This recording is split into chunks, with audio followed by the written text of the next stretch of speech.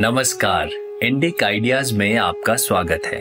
संस्कृत शब्द की जड़ें संस्कृतम शब्द में है, जिसका अर्थ है स्वनिर्मित। इसी प्रकार से संस्कार शब्द का अर्थ है स्वयं का निर्माण करना।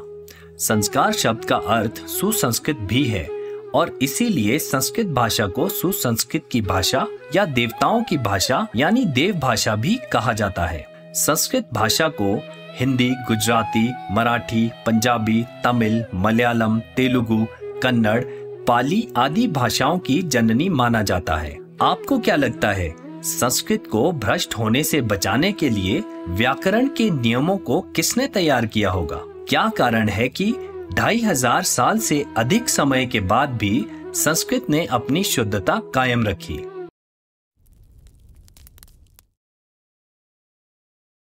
इसका श्रेय पूर्ण रूप से ऋषि पाणिनि को ही जाता है। उन्हें न केवल विश्व का सर्वश्रेष्ठ व्याकरणवादी कहा जा सकता है, बल्कि विश्व का पहला भाषा वैज्ञानिक अथवा भाषाविद भी कहा जा सकता है।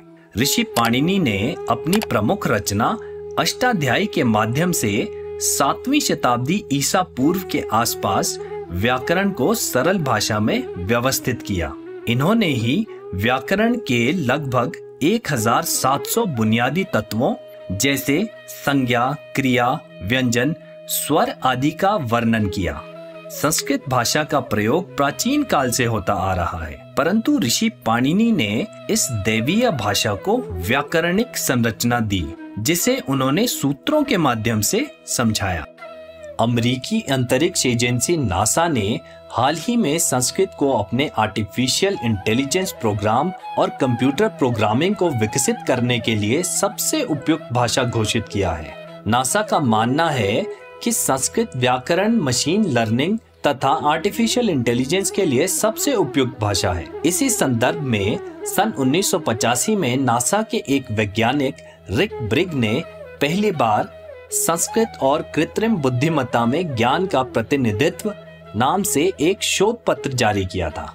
यह कितने आश्चर्य और गर्व की बात है कि भारत में 7वीं शताब्दी ईसा पूर्व में विकसित व्याकरण आज मशीन लर्निंग और आर्टिफिशियल इंटेलिजेंस के लिए उपयुक्त साबित हो रही है। अवश्य ही यह सब सुनने में अच्छा लग रहा है, परंतु ऋषि पाणिनि की अष्टाध्यायी को समझना हर किसी के बस की बात नहीं है। इसके लिए अध्ययन और परिश्रम करना आवश्यक है। यह दुर्भाग्यपूर्ण है कि मुगल और उपनिवेशी आक्रमणों के दौरान शासकों ने संस्कृत भाषा को धीरे धीरे मुख्य धारा से हटाकर अन्य साधारण भाषाओं को प्रमुखता दी।